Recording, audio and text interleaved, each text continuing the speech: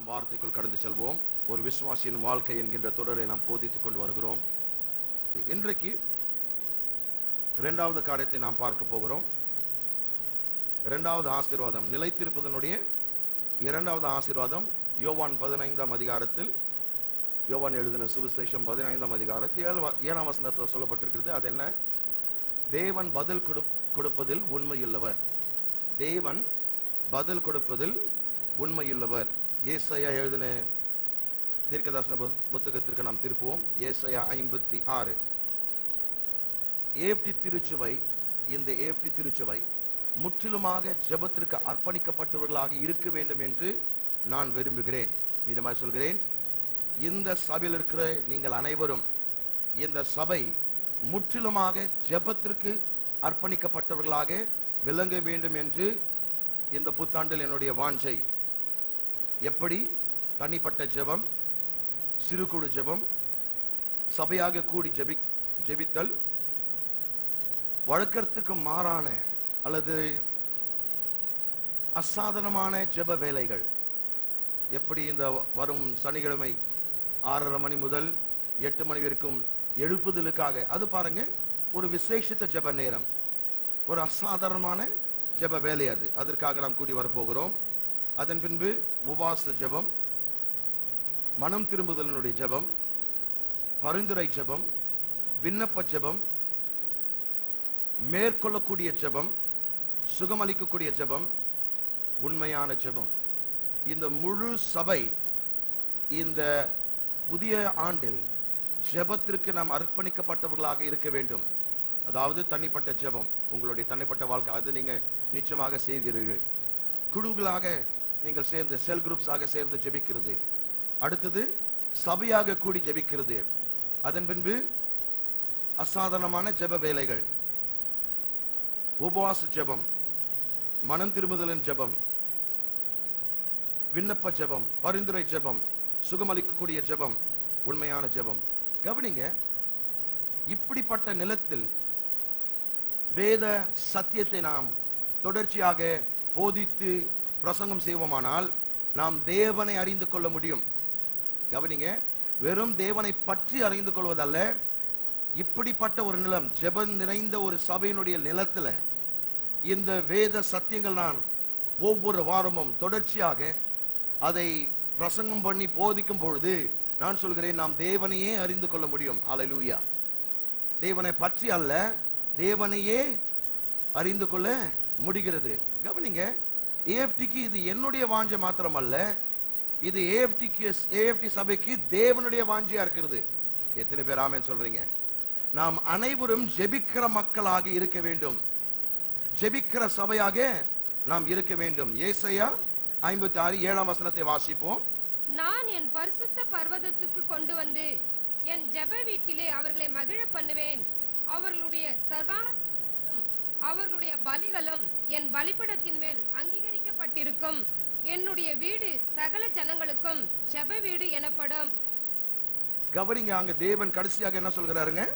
ஜெப வீடு. என்னுடைய வீடு சகல ஜனங்களுக்கும் ஜெப வீடு எனப்படும். ஜெப வீடாக அழைக்கப்படும். அப்ப தேவனுடைய விருப்பம் என்ன? அவர் வாசம் பண்ணக்கூடிய வீடு சகல ஜனங்களுக்கு ஜெப வீடாக இருக்க வேண்டும். அப்ப பாருங்க, இது உங்களுடைய தனிப்பட்ட வாழ்க்கை அல்ல, சபை. என்னுடைய வீடு என்று சொல்லும் பொழுது சபையை குறிக்கிறார். இந்த கட்டிடம் அல்ல, நாம் கூடி வரும்பொழுது, சபையாக கூடி வரும்பொழுது அது ஜெப வீடு, தேவனுடைய வீடாக மாறுகிறது. நாம் கூடி வரும்போது அவர் என்ன சொல்கிறார்? என்னுடைய வீடு ஜெப வீடாக சகல ஜனங்களுக்கு இருக்க வேண்டும் என்று விரும்புகிறார். அப்ப என்ன அர்த்தம்? அவருடைய மக்கள், அதாவது அவரை விசுவாசிக்கிற அந்நிய மக்களும் உட்பட என்ன செய்ய வேண்டுமாம்? அவருடைய ஜெப வீட்டில் மகிழ்ச்சியா இருக்க வேண்டும். பாருங்க, அந்த 7ஆம் வசனத்தினுடைய முற்பகுதியில் பார்க்கும்பொழுது, என் ஜெப வீட்டிலே அவர்கள் மகிழ பண்ணுவேன். அல்லேலூயா. பக்கத்துல பார்த்து சொல்லுங்க, நான் ஜெபிக்கும் பொழுது நான் மகிழ்கிறேன், ஜெப வேலைகளில் நான் மகிழ்கிறேன். அப்ப பாருங்க, ஜெபம் என்பது ஒரு கடமை அல்ல, ஒரு களிப்பு. ஹலோ, ஜெபம் என்றால் என்னங்க? கடமை அல்ல. ஏதோ நான் கிறிஸ்தவனா பறந்துட்டேன் பிரதர், ஜெபித்தே ஆகணும், இல்லாட்டி கர்த்தர் என்ன அடிச்சிடுவாரு. அதற்காக நாம் ஜெபிப்பது கிடையாது. மாறாக எப்படி ஜெபிக்கிறோம்? மகிழ்ச்சியோடு. அது கர்த்தருடைய விருப்பம். பாருங்க, கர்த்தருடைய வாஞ்சை என்ன? அவருடைய ஜெப வீடு எப்பொழுதுமே முக்கியமாக சந்தோஷமான மகிழ்ச்சி தரக்கூடிய ஒரு இடமாக, ஒரு ஒரு பணியாக இருக்க வேண்டும். அப்ப ஜெபம் என்பது மகிழ்ச்சியான ஒரு பணி. எத்தனை பேர் ஜெபத்திற்கு போகும்பொழுது மகிழ்ச்சியா செல்கிறீர்கள்? அல்லேலூயா. இந்த நாள் முதற்கொண்டு நீங்கள் ஜெபிக்கும் போது எப்படா அந்த ஜெப வேலை வரும் என்பதை நீங்கள் வாஞ்சிக்க வேண்டும். எப்பொழுது நான் கர்த்தருடைய சமூகத்தில் சென்று ஒரு சபையாய் கூடி நாம் தேசங்களுக்காக ஜெபிக்க முடியும்? திருப்புவோம் அப்போஸ்தலர் நடபடிகள் 4ஆம் அதிகாரம். சபையாய் கூடி ஜெபிக்கும் போது என்ன நடக்கக்கூடும் என்பதை பார்க்க போகிறோம். அப்போஸ்தலர் நடபடிகள் 4ஆம் அதிகாரம் 31ஆம் வசனத்தை வாசிப்போம். அவர்கள் ஜெபம் பண்ணின போது அவர்கள் கூடியிருந்த இடம் அசைந்தது. அவர்கள் எல்லாரும் பரிசுத்த ஆவியினால் நிரப்பப்பட்டு தேவ வசனத்தை தைரியமாய் சொன்னார்கள். கவனிங்க, தேவனுடைய வார்த்தை தைரியமா பிரசங்கம் செய்ய வேண்டும் என்றால் அது வெறும் ஊழியக்காரருடைய ஜெபம் மாத்திரம் அல்ல. ஒவ்வொரு விசுவாசி கூடி வந்து ஜெபிக்கும் பொழுது அங்க என்ன ஆகிறதுங்க? அந்த இடம் அசைக்கப்படுகிறது. இரண்டாவது காரியம், பரிசுத்த ஆவியினால் நிரப்பப்படுகிறார்கள். மூன்றாவது, தேவ வசனம் தைரியமாய் பிரசங்கம் பண்ணப்படுகிறது. கவனிங்க, 3 காரியங்கள் நடக்கிறது. தேவனுடைய விசுவாசிகள் கூடி சபையாய் கூடி ஜெபிக்கும் பொழுது அந்த இடம் அசைக்கப்படுகிறது தேவ ஆவியினுடைய வல்லமையினால். புதிதான விதத்தில் நாம் மீண்டுமாய் பரிசுத்த ஆவியினால் அபிஷேகம் பண்ணப்படுகிறோம். கவனிங்க, அபிஷேகம் என்பது ஏதோ ஒரு நாள்ல நான் வந்து அந்நிய பாஷையை பெற்றுக்கொண்டனே, அந்த நாள் எனக்கு அபிஷேகம் வந்துவிட்டது என்பது அல்ல. இந்த பகுதிகளை வாசிக்கும் பொழுது, அப்போஸ்தலர் நடபடிகளை வாசிக்கும் பொழுது பல இடத்துல, பல வேத வாக்கியங்களில் இந்த குறிப்பிட்ட புத்தகத்துல மீண்டும் மீண்டுமாக அவர்கள் நிரப்பப்பட்டார்கள். அப்போ கவனிங்க, அபிஷேகம் என்பது ஒவ்வொரு நாள் புதிதான ஒரு காரியமாக இருக்கிறது. இருக்கிறீங்களா? சங்கீதம் 92:10 வசனம். என் கொம்பை காண்டாமிருகத்தின் கொம்பை போல உயர்த்துவீர், புது எண்ணெயால் அபிஷேகம் பண்ணப்படுகிறேன். புதிய எண்ணெயினால் அபிஷேகம் பண்ணப்படுகிறேன். அதுதான் அங்க பார்த்தோம். பாருங்க, ஏற்கனவே அப்போஸ்தலர் நடபடிகள் 2ஆம் அதிகாரத்துல பெந்தெகோஸ்தே நாள்ல ஆவியானவரினால் சீடர்கள் நிரப்பப்பட்டிருந்தார்கள். ஆனால் இந்த 4ஆம் அதிகாரத்துல எப்பொழுதுங்க சபை பாதிக்கப்பட்ட பொழுது, ஆங்கிலத்தில் அழகா வந்திருக்கிறது, when the church prayed together. when the church prayed together. எப்பொழுதுங்க? சபை கூடி ஜெபித்த பொழுது. அப்பொழுது பாருங்க, எப்பொழுது ஒன்று இருக்கும் போது அப்பொழுது ஒன்று இருக்கும். when there is a when, there will always be a then. when the church prays, then the place will be shaken. நாம் கூடி ஜெபிக்கும் பொழுது இடம் அசைக்கப்படும், பின்பு இடம் அசைக்கப்படும். ஆகவே நாம் சபையாக கூடி ஜெபிக்கும் பொழுது என்ன நடக்கிறதுங்க? இடமே அசைக்கப்பட போகிறது. இந்த புத்தாண்டில் நான் விசுவாசிக்கிற காரியம், 2012 சபைகள் இந்த தேசம் எங்கிலும் உலகத்தையே அசைக்க போகிறார்கள். எழுப்புதலுடைய தொனி இந்த தேசம் முழுவதும் நாம் கேட்க போகிறோம். எழுப்புதல் நம்முடைய தேசத்துல நடக்க போகுது. அந்த ஆரம்பம் இந்த வருஷத்துல நடக்க போகுது. எத்தனை பேர் அதை விசுவாசிக்கிறீங்க? எத்தனை பேர் அதற்காக ஜெபித்திருக்கிறீங்க? என்னுடைய நாட்களில் நான் சாகிறதுக்கு முன்பாக ஒருவேளை கர்த்தருடைய வருகை தாமதிக்குமானால், கவனிங்க, நான் மரிப்பதற்கு முன்பாக அல்லது கர்த்தருடைய வருகைக்கு முன்பாக என்னுடைய உயிரோடு இருக்கக்கூடிய இந்த நாட்களில் ஒரு எழுப்புதல் என்னுடைய தேசத்துல காண வேண்டும் என்று வாஞ்சியுள்ளவர்கள் எத்தனை பேர்? ஏனென்றால் இந்த தேசத்துல கடைசியாக நடந்த எழுப்புதல் எப்ப தெரியுங்களா?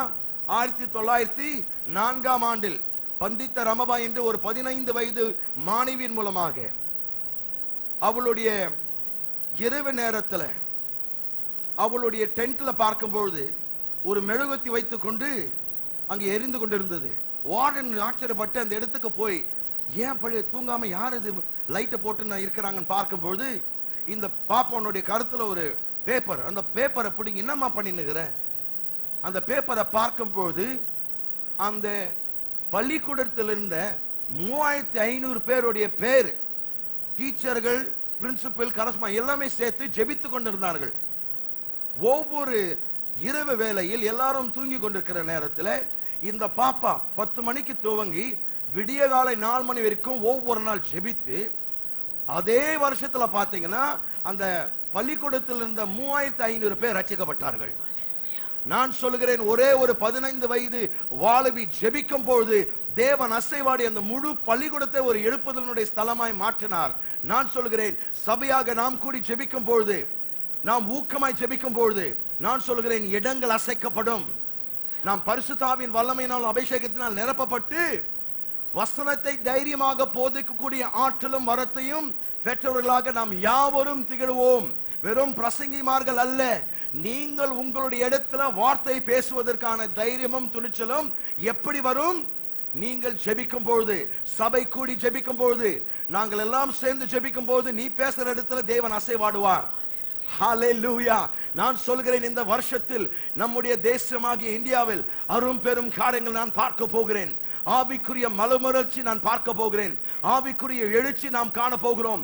ஆவிக்குரிய ஒரு எழுப்புதல் இந்த தேசம் முழுவதும் நாம் பார்க்க போகிறோம். அதை எந்த சக்தினால் தடை பண்ண முடியாது என்று இயேசுவின் நாமத்தில் சொல்கிறேன். ஆனால் அது நடக்க வேண்டும் என்று சொன்னால் சபையானது கூடி சேர்ந்த ஒரு இடத்துல ஜெபித்து இடம் அசைக்கப்படுகிற வரைக்கும் பரிந்துரை செய்ய வேண்டும். என்னுடைய வீடு ஜனங்களுக்கெல்லாம் ஜெப வீடாக, மகிழ்ச்சியின் வீடாக இருக்க வேண்டும். ஜெபிக்கிற இடத்துல சோர்வு வராது, ஜெபிக்கிற இடத்துல மனசோர்வு வராது, தைரியங்கள் வராது, ஜெபிக்கிற இடத்துல கண்ணீருக்கு இடம் இருக்காது. தேவன் உங்களுடைய துக்கத்தை சந்தோஷமாய் மாற்றுவார். நாம் தேவனை நோக்கி ஜெபிக்கும் பொழுது பாருங்க, சபையாய் வசனத்தை கூடி வருகிறோம், துதி ஆராதனைக்கு வருகிறோம். ஆனால் ஜெபத்திற்கு நாம் கூடி வரும்போது அதுல நாம் தேவன் அரும் பெரும் காரியங்களை சரித்திரத்துல, சபை சரித்திரத்தை செய்திருக்கிறார். சரித்திரத்தினுடைய ஒவ்வொரு எழுப்புதலுடைய காரியத்தை படிக்கும் பொழுது அதற்கு காரணமே ஜெபித்தவர்கள். அல்லேலூயா. இன்றைக்கு நாம் அதுதான் பார்க்க போகிறோம். நிலைத்திருப்பதனுடைய இரண்டாவது ஆசீர்வாதம் என்ன? தேவன் உங்களுடைய ஜெபத்திற்கு பதில் கொடுப்பதில் உண்மையுள்ளவராய் இருக்கிறார். மீண்டுமா யோவான் எழுதின சுவிசேஷம் 15ஆம் அதிகாரம், இப்பொழுது நாம் 7ஆம் வசனத்தை வாசிப்போம். நீங்கள் என்னிலும் என் வார்த்தைகள் உங்களிலும் நிலைத்திருந்தால் நீங்கள் கேட்டுக்கொள்வது எதுவோ அது உங்களுக்கு செய்யப்படும். கவனிங்க, இது ஒரு அற்புதமான வாக்குத்தத்தம். இது ஒரு ஆச்சரியமான, விசித்திரமான, நம்ப முடியாத ஒரு வாக்குத்தத்தமா இருக்கிறது. மீண்டுமா எல்லாரும் சேர்ந்து வாசிங்க. நீங்கள் என்னிலும் என் வார்த்தைகள் உங்களிலும் நிலைத்திருந்தால் நீங்கள் கேட்டுக்கொள்வது எதுவோ. மீண்டுமா எல்லாரும் சொல்லுங்க. நீங்கள் மீண்டுமாய் மாற்றி சொல்லுவோம். நான் கேட்டுக்கொள்வது எதுவோ. முடியுங்க. போ, அது உங்களுக்கு ஒரு வேலை செய்யப்படும். நான் யோசித்து பின்பு சொல்கிறேன். என்ன எழுதியிருக்குதுன்னு சொல்லுங்க. அது உங்களுக்கு செய்யப்படும். பக்கத்தில் பார்த்து சொல்ல, உங்களுக்கு செய்யப்படும். ஹல்லேலூயா. உங்களுடைய ஜெப வாழ்க்கை இந்த நாள் முதல் கொண்டு மாற போகிறது. இயேசுவின் நாமத்தில் சொல்கிறேன். பிசாசுக்கு அலறல், பாதாளத்தினுடைய வல்லமைகள் மேற்கொள்ளப்படும். சபையானது எழும்பி ஜெபத்துல தரிக்கும் பொழுது நான் சொல்கிறேன், அசாதாரணமான, விசித்திரமான, வழக்கத்துக்கு மாறான, இயற்கைக்கு அப்பாற்பட்ட, நம்ப முடியாத காரியங்கள் கர்த்தர் நம் மத்தியில் நம் மூலமாய், நம்முடைய ஜெபத்தின் மூலமாய் செய்ய போகிறார். ஜெபிக்கிறவர்கள் ஒரு காரியத்தை காண்பிக்க வேண்டும். எக்ஸ்பெக்டேஷன், எதிர்பார்ப்பு. நான் ஜெபித்தால் நடக்கும். விசுவாசிக்கிறீங்களா? ஆகவே தான் சொல்கிறேன், இது ஒரு விசித்திரமான ஒரு வாக்குத்தத்தம், அற்புதமான ஒரு வாக்குத்தத்தம். It's tremendous, it's a fantastic promise. தேவன் என்ன சொல்கிறார்? நீங்கள் உண்மையாகவே ஒரு கனித்தரும் நிலைத்திருக்கும் கொடியாய் இருப்பீர்களானால் ஒவ்வொரு ஜெபத்திற்கு பதில் கொடுக்க நான் உண்மையுள்ளவராய் இருப்பேன். நான் உண்மையாய் இருப்பேன். பதில் தருவதில் நான் உண்மையாய் இருப்பேன். ஆனால் கவனிங்க, நீங்கள் ஒன்று இது புரிந்து கொள்ள வேண்டும் என்று நான் விரும்புகிறேன். இந்த வாக்குத்தத்தத்தில் தேவன் மறுத்து கொடுக்க வேண்டும் என்றால், பதில் கொடுக்க வேண்டும் என்றால் 2 நிபந்தனைகள் உண்டு. 2 நிபந்தனைகள் உண்டு. முதலாவது பார்ப்போம். 7ஆம் வசனத்தினுடைய முற்பகுதி. நீங்கள் என்னிலும். போதுங்க. முதலாவது என்ன சொல்லப்பட்டிருக்கிறது? நீங்கள் என்னிலும், அதாவது நீங்கள் ஒரு உண்மையால விசுவாசியா இருக்கும்போது, சரிதானே? நீங்கள் என்னிலும் என்று சொல்லும்போது நீங்கள் உண்மையுள்ள ஒரு விசுவாசியா இருக்க வேண்டும். கவனிங்க, அவிசுவாசினுடைய ஜெபம் கேட்பதற்கு தேவன் கடன்பட்டவர் அல்ல. ரட்சிக்கப்படாத ஒரு மனுஷன் ஏற இருக்கிற ஜெபத்திற்கு தேவன் பதில் கொடுக்க வேண்டிய அவசியம் இல்லை. ஒரு வேலை கொடுத்தாதான் அது சுத்த கிருபை. ஆனால் தேவன் என்ன சொல்கிறார்? என்னுடைய ஜனம், எனக்குள் நிலைத்திருக்கிறவன், அதாவது ஒரு உண்மையுள்ள ஒரு விசுவாசி. கவனிங்க, அப்போ ஒரு காரியத்தை நாம் புரிந்து கொள்ள வேண்டும். ஒரு உண்மையுள்ள விசுவாசி நிலைத்திருக்கிற ஒரு மனுஷனாய் இருக்க வேண்டும். இருக்கிறீங்களா? ஒரு உண்மையுள்ள விசுவாசி நிலைத்திருக்கிறவனாய் இருக்க வேண்டும். கவனிங்க, நிலைத்திருப்பது என்னுடைய வார்த்தை மூல பாஷையில் பார்க்கும்போது அதனுடைய அர்த்தம் என்ன? ஒரு குறிப்பிட்ட நேரத்தில் இணைக்கப்பட்டது நிமித்தமாக இப்பொழுது நிரந்தரமாய் இணைக்கப்பட்டிருக்கிறோம். அப்ப கவனிங்க, இயேசு கிறிஸ்துவோடு இணைக்கப்பட்டீர்கள். நீங்கள் ரட்சிக்கப்பட்ட அந்த நிமிஷத்திலே, எந்த நிமிஷத்தில் ரட்சிக்கப்பட்டீர்களோ அந்த நிமிஷத்திலே நீங்கள் இயேசுவோடு இணைக்கப்பட்டிருந்தீர்கள். மெய்யான திராட்சை செடியாம் இயேசு கிறிஸ்துவிற்குள் நீங்கள் நிலைத்திருக்கிறீர்கள்.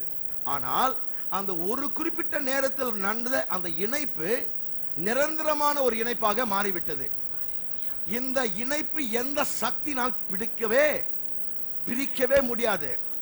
இந்த இணைப்பு எந்த ஒரு தீய சக்தியினால் பிரிக்கவே முடியாது. ஹல்லேலூயா! நான் என்றென்றுமாய் இயேசுவோடு இணைக்கப்பட்டவன். அதுதான் இந்த வசனத்தினுடைய மேன்மை. பாருங்க, அப்போ ஒரு உண்மையுள்ள விசுவாசி எப்படிப்பட்டவன்? ஒரு குறிப்பிட்ட நேரத்தில் இணைக்கப்பட்டு நிரந்தரமாய் இயேசு கிறிஸ்துவோடு இணைக்கப்பட்டிருக்கிறான். அப்போ அவன் எப்படிப்பட்டவன்? ஒரு உண்மையுள்ள விசுவாசி. அப்ப கவனிங்க, ஒரு உண்மையுள்ள விசுவாசினுடைய குறிப்பு என்ன? அடையாளம் என்ன? அவன் நிலைத்திருக்கிறான். இருக்கிறீங்களா? அப்போ நாம் நிலைத்திருக்க வேண்டும். நிலைத்திருக்கும் போது நான் சொல்கிறேன், அசாதாரணமான காரியங்கள் உங்களுடைய வாழ்க்கையில் தேவன் செய்ய போகிறார். கவனிங்க, அவர் என்ன சொல்லல, நீங்கள் தொடர்ச்சியாய் இருந்தால், ஏதோ நீங்கள் தொடர்ச்சியாய் அதில் வாசம் பண்ணினால் என்று சொல்லவில்லை. மாறாக அவர் என்ன சொல்கிறார்?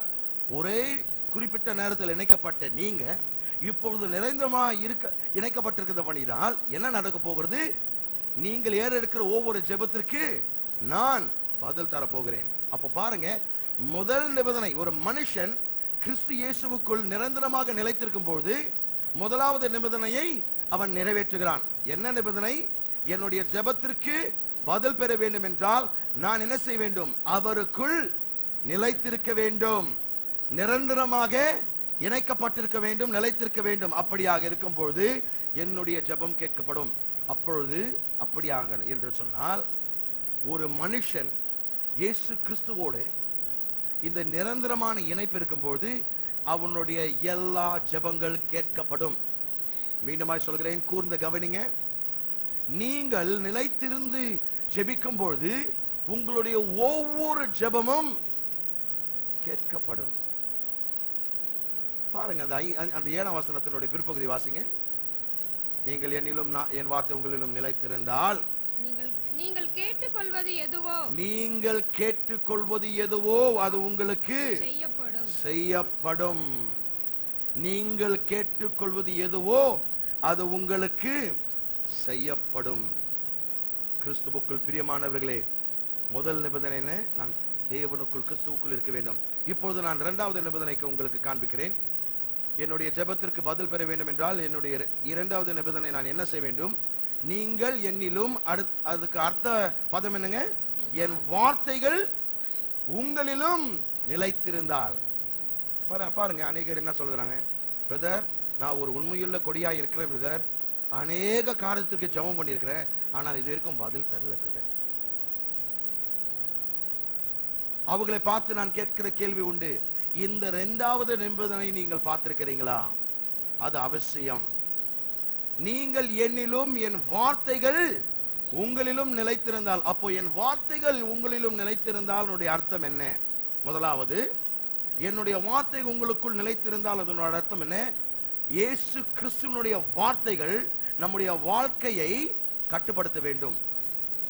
I must be controlled by the words of Jesus Christ. கவனிங்க, நான் சொல்றேன், விளக்கி சொல்றேன். முதலாவது, இயேசு கிறிஸ்துவினுடைய வார்த்தையினால், தேவனுடைய வார்த்தையினால் என்னுடைய வாழ்க்கை கட்டுப்பாட்டுக்குள் கொண்டு வரப்பட வேண்டும். அப்போ அவருடைய வார்த்தையின் மூலமாக என்னுடைய வாழ்க்கையினுடைய ஒவ்வொரு பகுதி என்னுடைய சிந்தனை, என்னுடைய வாயின் வார்த்தை, என்னுடைய செயல்கள், இந்த மூன்று என்னுடைய வாழ்க்கையினுடைய மூன்று இந்த பகுதிகளில் தேவனுடைய வார்த்தையினை ஆட்கொள்ள வேண்டும், என்னை கட்டுப்படுத்த வேண்டும். அப்படி என்றால் நான் எந்த காரியத்தை சிந்தித்தாலும், எந்த ஒரு வார்த்தை பேசினாலும், எந்த ஒரு செயலை செய்தாலும் அது தேவனுடைய வார்த்தையின் கட்டுப்பாட்டில் இருந்து தான் வர வேண்டும். அப்படியாக நீ செய்யும் பொழுது உங்களுடைய ஜெபத்திற்கு தானாகவே பதில் அளிக்கப்படும் என்று தேவ வார்த்தை, நான் சொல்லுங்க, தேவனுடைய வார்த்தை உத்தரவாதமா இருக்கிறது. அப்ப பாருங்க, எனக்குள் நீ நிலைத்திருந்து என்னுடைய வார்த்தைகள் உங்களுக்குள் நிலைத்திருந்தால் அப்ப தேவனுடைய வார்த்தை நம்முடைய வாழ்க்கையை கட்டுப்படுத்த வேண்டும். ஆமென். தேவனுடைய வார்த்தை முதலாவது உங்களை கட்டுப்படுத்த வேண்டும். இரண்டாவது அர்த்தம், தேவனுடைய வார்த்தை மாத்திரம் அல்ல, இரண்டாவது, நீங்கள் என்னிலும் என் வார்த்தை உங்களிலும் என்று சிறப்பான விதத்தில் அதை பார்க்க வேண்டும் என்றால் யோவான் எழுதின சுவிசேஷம் 15ஆம் அதிகாரம் 4, 5 வசனங்களை பார்க்கும் போது அது தெளிவாக நமக்கு புரியும். இப்பொழுது 4, 5 வசனங்களை வாசிப்போம். என்னில் நிலைத்திருங்கள், நானும் உங்களில் நிலைத்திருப்பேன். கொடியானது திராட்சை செடியில் நிலைத்திராவிட்டால் அது தானாய் கனி கொடுக்க மாட்டாதது போல நீங்களும் என்னில் நிலைத்திராவிட்டால் கனி கொடுக்க மாட்டீர்கள். நானே திராட்சை செடி, நீங்கள் கொடிகள். ஒருவன் என்னிலும் நான் அவனிலும் நிலைத்திருந்தால் அவன் மிகுந்த கனிகளை கொடுப்பான். என்னை இல்லாமல் உங்களால் ஒன்றும் செய்யக்கூடாது. ஓகேங்களா? அது முடிஞ்சிச்சு. 5ஆம் வசனத்தில் என்ன சொல்லப்பட்டிருக்கிறது? ஒருவன் என்னிலும் நான் அவனிலும் நிலைத்திருந்தால். அப்போ இந்த 2 வசனங்கள்ல அந்த ஜோடியை பாருங்க. இந்த 2 இடத்துல அந்த ஜோடி பார்க்கிறோம். நீங்கள் என்னிலும் நான் உங்களிலும் நிலைத்திருந்தால். ஆனால் 7ஆம் வசனத்துக்கு வரும்போது என்ன ஜோடி சொல்லி இருக்கணும்? நீங்கள் என்னிலும் நானும் உங்களிலும் நிலைத்திருந்தால் என்று சொல்லி இருக்கணும் இல்லைங்களா? அதை எடுத்து என்ன சொல்கிறார்? நீங்கள் என்னிலும் என் வார்த்தைகள் உங்களிலும் நிலைத்திருந்தால். அதனுடைய அர்த்தம் என்ன பாருங்க. தேவன் நடைமுறையாக ஒரு காரியத்தை பார்க்க விரும்புகிறார், நாம் பார்க்க வேண்டும் என்று அவர் விரும்புகிறார். என்ன காரியம்? நான் தேவனுடைய கிறிஸ்துவனுடைய வார்த்தைகள் எனக்குள் நிலைத்திருக்கும்படி நான் அனுமதிக்கும் பொழுது இயேசு கிறிஸ்துவே எனக்குள் நிலைத்திருக்கிறார். விளங்குதுங்களா நான் சொல்றது? 4ஆம் வசனத்தை நீங்கள் என்னிலும் நான் உங்களிலும் நிலைத்திருந்தால் என்று சொல்றார். 5ஆம் வசனத்துல நீங்கள் என்னிலும் நானும் உங்களிலும் நிலைத்திருந்தால். 7ஆம் வசனத்துல நீங்கள் என்னிலும் நானும் உங்களிலும் நிலைத்திருந்தால் என்று சொல்லியிருக்க வேண்டும். அதை சற்று எடுத்து மாற்றி என் வார்த்தைகள். அப்ப இந்த மாற்றம் என்ன குறிக்கிறது? நான் வார்த்தை, கிறிஸ்துவனுடைய வார்த்தை எனக்குள் அனுமதிக்கும் பொழுது, நிலைத்திருக்கும்படி அனுமதிக்கும் பொழுது கிறிஸ்துவே எனக்குள் வாசம் பண்ணுகிறார். யோவான் எழுதின சுவிசேஷம் 1ஆம் அதிகாரம் 1ஆம் வசனம் என்ன சொல்கிறது? ஆதியில் வார்த்தை இருந்தது, அந்த வார்த்தை தேவனோடு இருந்தது, அந்த வார்த்தை தேவனாய் இருந்தது. 14 வசனம், அந்த வார்த்தை மாம்சமாகி கிருபையினாலும் சத்தியத்தினாலும் நிறைந்தவராய் நமக்குள்ளே வாசம் பண்ணினார். அவருடைய மகிமையை கண்டோம். அது பிதாவுக்கு ஒரே பேரானவருடைய மகிமைக்கு ஏற்ற மகிமையாகவே இருந்தது. பாருங்க, அந்த வார்த்தை தேவனாய் இருந்து என்று சொல்லிவிட்டு அந்த வார்த்தை மாம்சமாகி, மாம்சத்தில் வந்த வார்த்தை யாருங்க?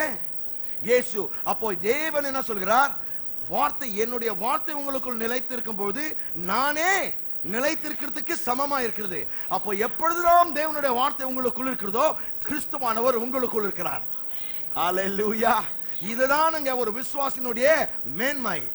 தேவனுடைய வார்த்தை நீங்கள் உட்கொள்ளும் பொழுது, தேவனுடைய வார்த்தையினால் உங்களுடைய சிந்தையும் உங்களுடைய இதயத்தை நிரப்பும் பொழுது இயேசுவே வந்து நிறைத்திருக்கிறார்.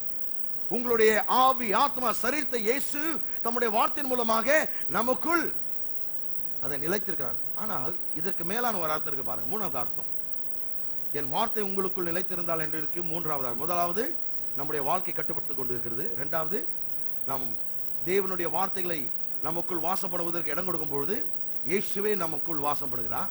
3வது காரியம், நாம் தேவனுடைய இயேசு கிறிஸ்துவினுடைய வார்த்தைகள் எனக்குள் நிலைத்திருந்தால் என்று சொல்லும் பொழுது இயேசுவானவர் நமக்குள் நிலைத்திருந்து பேசிக் கொண்டிருக்கிறார். மிக முக்கியமான பாயிண்ட், எனக்கு கூர்ந்து கவனிங்க. அப்ப கவனிங்க, வெறும் இயேசு எனக்குள் மாத்திரம் இருக்கிறார் என்பதல்ல.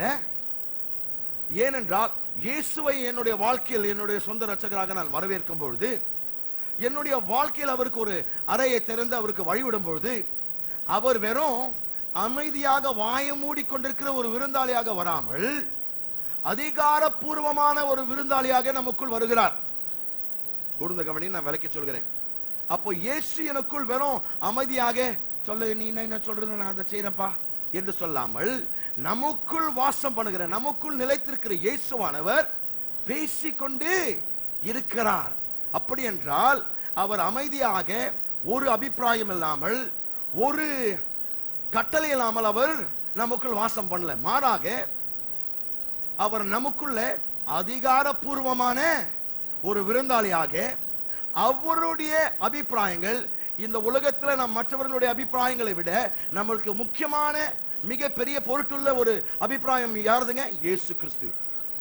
அப்போ கவனிங்க, உங்களை குறித்து யார் பேசிக் கொண்டிருக்கிறார்கள், என்ன அவர்களுடைய அபிப்பிராயம் என்ன, பிரதர் இப்படி எல்லாம் பேசிக் கொண்டிருக்கிறார்கள், அதை குறித்து நீங்க இம்மி அளவில் கூட கவலைப்பட வேண்டிய அவசியம் இல்லை. ஏனென்றால் அவர்களுடைய அபிப்பிராயம் முக்கியமானது அல்ல. உங்களுடைய வாழ்க்கையில் தலை சிறந்த முக்கியமான அபிப்பிராயங்கள் இயேசு கிறிஸ்துனுடைய அதிகாரப்பூர்வமான authoritative views and opinions. Is Jesus the final authority in your life? இயேசு கிறிஸ்துனுடைய வார்த்தை, இயேசு கிறிஸ்து சொல்கிற அபிப்பிராயங்கள், இயேசு கிறிஸ்து கொடுக்கிற கட்டளைகள் உங்களுடைய வாழ்க்கையின் பிரமாணமாக இருக்கிறதா? Is the commands of Jesus the law of your life and the law of my life? இயேசு கிறிஸ்துனுடைய கட்டளைகள், அவருடைய அபிப்பிராயங்கள் நம்முடைய வாழ்க்கையின் பிரமாணமாக இருக்கிறதா? நம்முடைய வாழ்க்கையின் பிரமாணமாக இருக்கிறதா?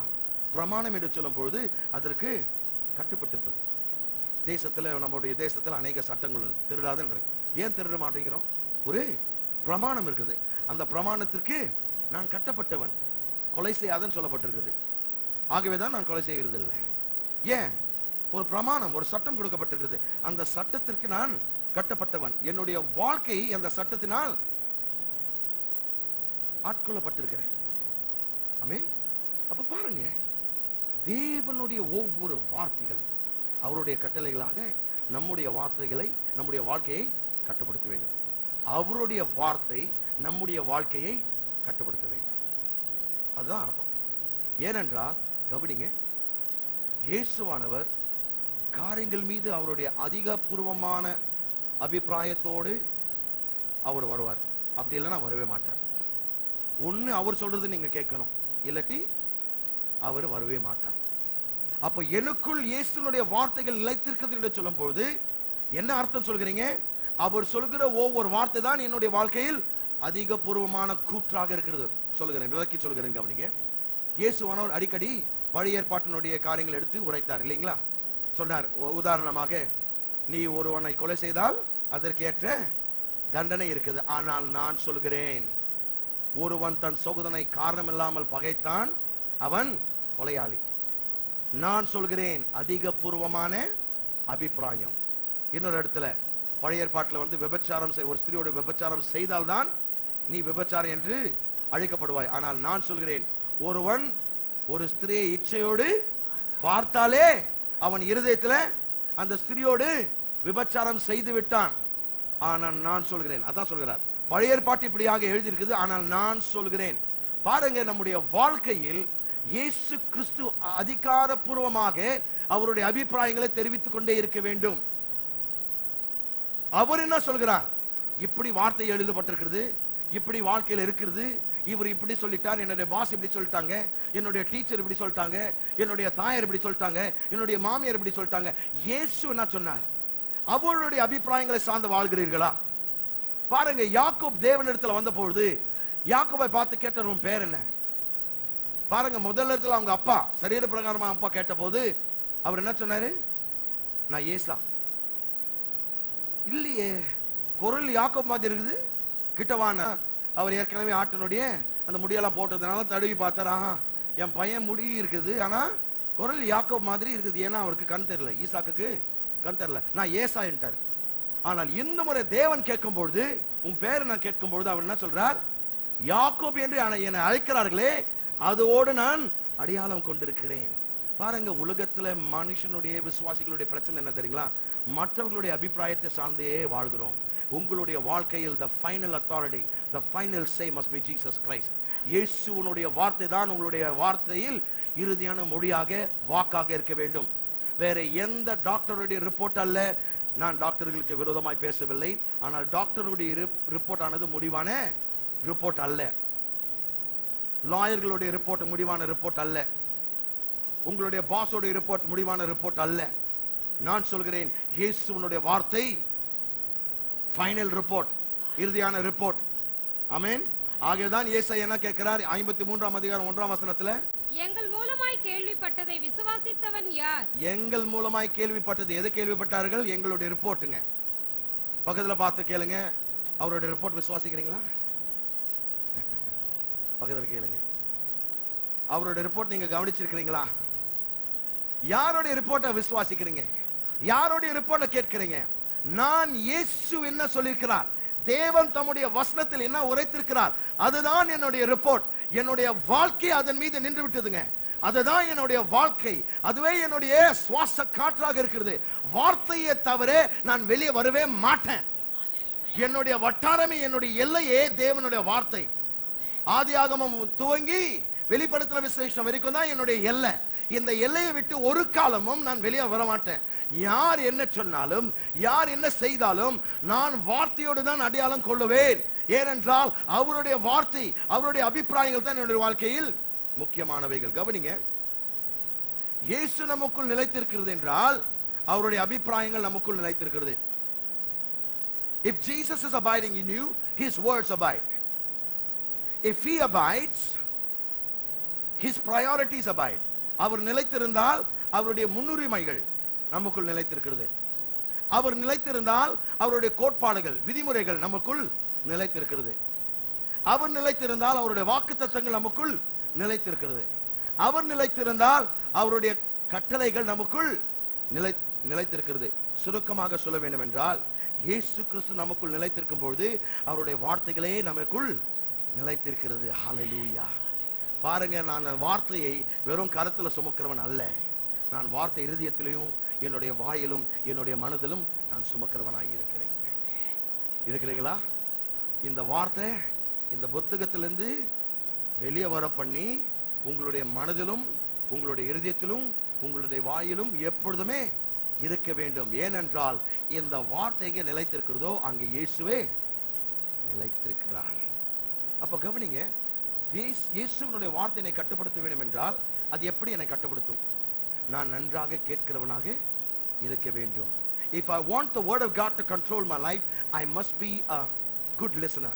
நன்றாக கேட்கிறவனாக நான் இருக்க வேண்டும். ஏனென்றால் பலவிதமான கேட்குதல்கள் இந்த உலகத்தில் இருக்கிறது. அறகுறையாக கேட்கிறது, வேண்டியதை மாத்திரம் கேட்கிறது, அதுக்கப்புறம் எடிட்டோரியல் லிசனிங் ஒன்று இருக்குதுங்க.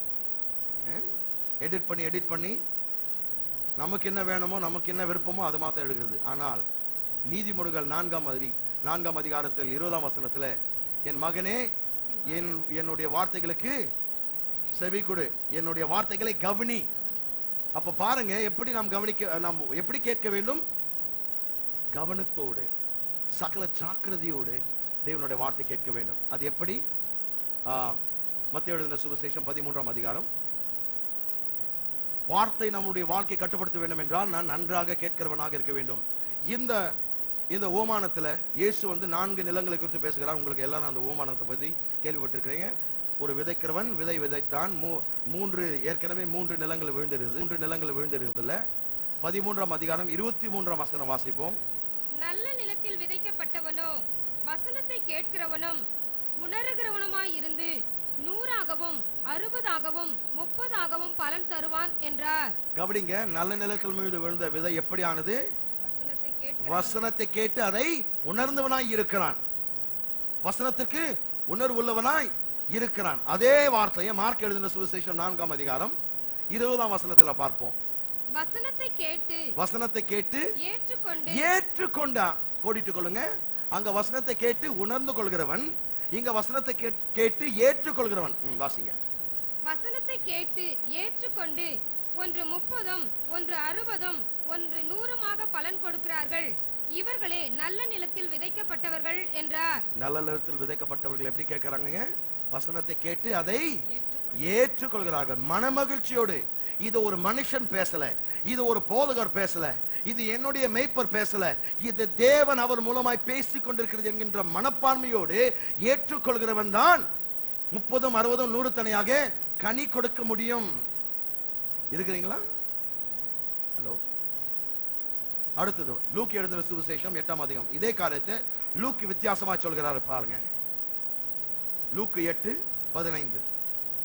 நல்ல நிலத்தில் விதைக்கப்பட்டவர்கள் வசனத்தை கேட்டு அதை உண்மையும் நன்மையுமான இருதயத்திலே காத்து பொறுமையுடனே பலன் கொடுக்கிறவர்களாய் இருக்கிறார்கள்.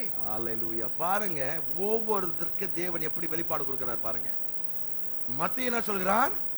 நல்ல நிலத்தின் மீது விழுந்த விதை எப்படிப்பட்டவர்கள்? நல்ல நிலம் உள்ள மக்கள் எப்படிப்பட்டவர்கள்? வார்த்தையை கேட்டு அதற்கு உணர்வுள்ளவர்களாக இருந்தார்கள். மார்க் எழுதின சுவிசேஷத்தில் எப்படி சொல்லப்பட்டிருக்கிறது? வார்த்தையை கேட்டு ஏற்றுக்கொண்டவர்கள் மனமகிழ்ச்சியாய் தேவனுடைய வார்த்தையாக அதை ஏற்றுக்கொண்டார்கள். மூன்றாவது குறிப்பில் பார்க்கும் பொழுது உண்மையும் நன்மையுமான இருதயத்தோடு எதை காத்துறது? கேட்ட வசனத்தை காத்து பொறுமையுடனே சகிப்புடனே அதை கேட்டுக்கொள்ளும் பொழுது 30, 60, 100 தனியாக கனி கொடுக்கும். அப்ப கவனிங்க, தேவனுடைய வார்த்தை உங்களுடைய வாழ்க்கை கட்டுப்படுத்திக் கொண்டு இருக்கிறதா? தேவனுடைய வார்த்தையினால் உங்களுடைய வாழ்க்கை கட்டுப்பட்டிருக்கிறதா? நீங்கள் ஆம் என்று சொன்னால் இந்த 3 காரியங்கள் செய்ய வேண்டும். தேவனுடைய வார்த்தை கவனிக்க வேண்டும், கூர்ந்து கவனிக்க வேண்டும். எப்படி? தேவனுடைய வார்த்தையின் வெளிப்பாடுக்கு நான் உணர்வுள்ளவனாய் இருக்கிறேன். இரண்டாவது, அதை கேட்கிறது மாத்திரமல்ல, அதை ஏற்றுக்கொள்கிறேன். அதை என்னுடைய வாழ்க்கை பாணியாக நான் ஏற்றுக்கொள்கிறேன். மூன்றாவது, அதை நான் என்ன செய்கிறேன்? உண்மையும் நன்மையுமான இருதயத்தோடு அதை நான் கேட்டு அதை காத்து பொறுமையுடனே. பாருங்க, வார்த்தை கேட்கறதுனால நாளைக்கே அடுத்த செகண்ட்ல ஒரு காரியம் ஜீபும்பா நடக்கணும்னு எதிர்பார்க்க கூடாது. பொறுமையுடனே அந்த வார்த்தை என்ன செய்ய வேண்டும்? காக்க வேண்டும். என்னுடைய அறுவடை வருகிற வரைக்கும் அந்த விதை நான் காக்க வேண்டும். ஒரு விவசாயம் எடுத்துங்க, அவன் எப்படி அந்த விதையை காக்கிறான்? 3 மாதங்களுக்கு முன்பாக அந்த கலக்க கொட்டை போட்டான்னு வச்சுங்களேன், 3 மாதங்கள் கழித்து அவன் அந்த அறுவடை எடுக்கிறான். அந்த 3 மாதங்கள் என்ன செய்தாருங்க? தண்ணி பாய்ச்சினாருங்க, களையிட்டாரு, அடுத்ததுங்க மருந்து போட்டாருங்க. பாருங்க, அப்போ பாருங்க, அந்த விதையை பொறுமையுடன் காத்ததுனால ஏற்ற சமயத்தில் ஏற்ற காலத்தில் அறுவடையின் காலத்தில் மிகுந்த அறுவடை பெற்றுக்கொண்டான். நான் சொல்கிறேன், தேவனுடைய வார்த்தை நீங்கள் கேட்கும் பொழுது நாளைக்கே நடக்கணும்னு எதிர்பார்க்காதீங்க. சில வேளைகளில் ஒரு குறிப்பிட்ட சீசனுக்காக கர்த்தர் தேவன் காத்திருப்பார். அந்த நேரத்தில் உண்மையும் நன்மையுமான இருதயத்தோடு அந்த விதைக்கப்பட்ட விதை எந்த ஒரு தீய சக்தி இதை பிடுங்கிவிடக் கூடாது என்பதற்காக நான் சகல ஜாக்கிரதையோடு ஜெபத்தோடு அதிக பொறுமையோடு அதை காக்கிறதுனால என்னுடைய வாழ்க்கையில் 30, 60, 100 தனியாக நான் கனி கொடுப்பேன். ஆமென். இதுதான் நம்முடைய வாழ்க்கைங்க. நீங்க தேவனுடைய வார்த்தையினால் கட்டுப்பட்டிருக்கிறீங்கன்னா இதுதான் அர்த்தம். அதை நான் ஏற்றுக்கொண்டு அதை உணர்ந்திருக்கிறேன், அதை கேட்டிருக்கிறேன், அதை கவனிக்கிறேன், அதை காக்கிறேன், பொறுமையுடன் அதை வேலை செய்து கொண்டிருக்கிறேன். அதன் மீது நான் வேலை செய்து கொண்டிருக்கிறேன், அதை நான் காக்கிறேன். ஏற்ற காலத்தில் எனக்கு ஒரு அறுவடை வரும் என்று நிச்சயித்திருக்கிறேன். எத்தனை பேர் நிச்சயித்திருக்கிறீங்க? நிச்சயித்திருக்கிறீங்களா? ஹல்லேலூயா. தொடர்ந்து பார்ப்போம். அப்போ ஒரு மனுஷன் கிறிஸ்தவனாய் மாறும் பொழுது, அவன் ஒரு விசுவாசியா மாறும் பொழுது முதலாவது நிபந்தனையை அவன் நிறைவேற்றுகிறான் இல்லைங்களா? அதன் பின்பு தனிப்பட்ட விதத்துல இயேசுவனுடைய வார்த்தைகள் அவன் படிக்கும் பொழுது, அதை தியானிக்கும் பொழுது, அதை அவருடைய வாழ்க்கையில் அபியாசப்படுத்தும் பொழுது அவன் இரண்டாவது காரியத்தை செய்கிறான். என்ன காரியம்? இயேசுனுடைய வார்த்தைகள் என்று சொல்லும் போது தமிழ்ல எல்லாம் கரெக்டா தான் இருக்குது, ஆங்கிலத்துல தான் ரெட் லெட்டர்ஸ்ல வந்திருக்குது. இயேசுனுடைய வார்த்தைகள் மாத்திரம் ரெட் லெட்டர்ஸ்ல இருக்கும், தமிழ்ல கரெக்டா இருக்காங்க. தமிழ் மக்கள் எல்லாம் கரெக்டா ஞானிகளா இருக்கிறாங்க. ஆங்கிலத்துல வந்து இப்படி கொஞ்சம் வித்தியாசங்களை காண்பித்திருக்கிறார். சோ என்ன நினைக்கிறாங்க? இந்த கோடிட்டு இந்த ரெட் எழுத்துல சிவப்பு எழுத்துல இருக்கிறது மாத்திரம் இயேசு பேசுனது, மற்றதெல்லாம் கிடையாது. இல்ல, பவுல் அப்போஸ்தலன் பேசின ஒவ்வொரு வார்த்தையும், பேதுரு பேசின ஒவ்வொரு வார்த்தையும், யூதா பேசின ஒவ்வொரு வார்த்தையும், யோவான் பேசின ஒவ்வொரு வார்த்தையும் அது இயேசுனுடைய வார்த்தைகள். நமக்கென்று இயேசுனுடைய வார்த்தைகள். முழு வேதமே அவருடைய வார்த்தைங்க. அப்ப பாருங்க, ஒரு மனுஷன் இயேசுவுக்குள் இருக்கும் போது, தேவனுடைய வார்த்தை அவருக்குள் நிலைத்திருக்கும் போது, அவன் கேட்டுக்கொள்வது எதுவோ அவனுக்கு அது கொடுக்கப்படுகிறது. பார்ப்போம். யோவான் எழுதின சுவிசேஷம் 14ஆம் அதிகாரம் 13, 14 வசனங்களை வாசிப்போம். நீங்கள் என் நாமத்தினாலே எதை கேட்பீர்களோ குமாரனில் பிதா மகிமைப்படும்படியாக அதை செய்வேன். என் நாமத்தினாலே நீங்கள் எதை கேட்டாலும் அதை நான் செய்வேன். பாருங்க, அதே கருத்து, ஆனால் வித்தியாசமாய் சொல்கிறார். இங்கே என்னுடைய வார்த்தைகள் நிலைத்திருந்தால் சொல்றார், இங்கே என்ன சொல்கிறார்? அவருடைய நாமத்தை குறித்து பேசுகிறார். அப்ப அவருடைய நாமம் அர்த்தம் என்ன? இயேசு என்னவெல்லாமாய் இருக்கிறாரோ அவருடைய நாமம் இருக்கிறது. ஓ, இப்படி சொல்வோம். அவருடைய நாமம் என்ன? இயேசு என்னவெல்லாமாய் இருக்கிறாரோ அது அவருடைய நாமமா இருக்கிறது. இரண்டாவது, இயேசு என்னவெல்லாம் சொன்னாரோ, இயேசு என்னவெல்லாம் இருக்கிறாரோ அதுதான் அவருடைய நாமம். அப்போ இயேசுனுடைய நாமத்தை நான் ஜெபிக்கும் பொழுது, இயேசுனுடைய நாமத்தினுடைய அர்த்தம் என்னவெல்லாம் இருக்கிறதோ, அவர் என்னவெல்லாம் சொல்லியிருக்கிறாரோ, அவர் என்னவெல்லாம் இருக்கிறாரோ, நான் அதை என்னுடைய வாழ்க்கையில் என்னுடைய ஜெபத்தின் மூலமாக வெளிப்படுத்துகிறேன். அப்படி என்றால் இயேசுவை மனதில் வைத்துக் கொண்டு ஜெபிக்கிறவன் அவனுடைய எல்லா ஜெபங்கள் கேட்கப்படும்.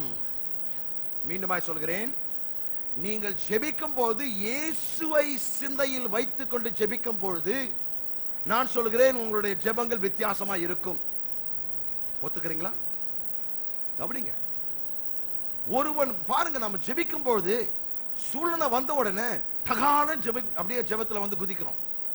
ஆனால் நான் சொல்கிறேன், முதலாவது கிறிஸ்துவை தரித்தவனாக, முதலாவது இயேசு கிறிஸ்துவை உங்களுடைய சிந்தையில் தரித்துக் கொள்ளுங்கள். தரித்துக் கொண்ட பிறகு அவர் இந்த உலகத்தில் இருந்து அவர் எப்படி ஜெபித்திருப்பாரோ அப்படியாக நீங்கள் ஜெபிக்க வேண்டும். இயேசுவை மனதில் உங்களுடைய சிந்தையில் வைத்துக் கொண்டு நீங்கள் ஜெபிக்கும் பொழுது உங்களுடைய ஒவ்வொரு ஜெபமும் கேட்கப்படும் என்று நான் ஆணித்தரமாய் உங்களுக்கு சொல்கிறேன். ஏனென்றால் நீங்கள் ஜெபிக்கும் பொழுது அதனுடைய கருத்து என்ன? இயேசுவினுடைய வார்த்தைகளும் இயேசு கிறிஸ்துவினுடைய சித்தத்தோடு நீங்கள் கன்சிஸ்டன்டாக இருக்கிறீங்க. தொடர்ச்சியாக நீங்கள் ஒவ்வொரு நேரம் ஜெபிக்கும் பொழுது ஏனோ தானோ என்று ஜெபிக்காமல், இல்ல வாயில வந்ததெல்லாம் கொட்டுறோம்.